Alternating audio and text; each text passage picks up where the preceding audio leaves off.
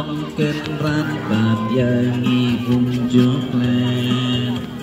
na utrai ngim la ban pet ha udan lukilat ba utrai long kết ran bạt yangi unjuk len na utrai ngim la ban pet ha udan lukilat Sanya utrai hajik menejing sitam Sanya utrai habadung ne habasai Sanya utrai hajik menejing sitam Sanya ya utrai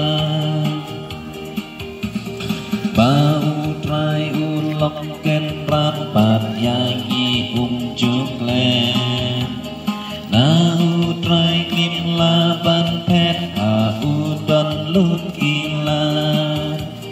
Bau trai ulok ken rapat yangi unjuk len Na utrai kim laban pet ha udon lut ilan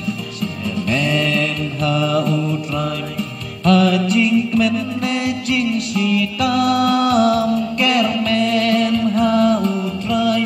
ha beduk me ha pasai kermen ha utrai hajing menejing sitam kermen ya utrai bau ulok ken rapat yangi unjuk len na utrai ngim lapat pet ha udon lut kilat ba utrai ulok ken rapat yangi unjuk len na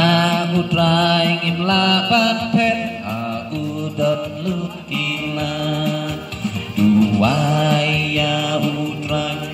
hajik menejing sitam duai ya utrai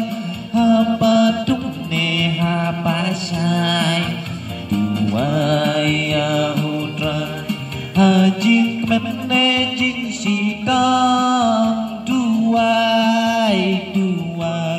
ya utrai bau trai ulok ken rat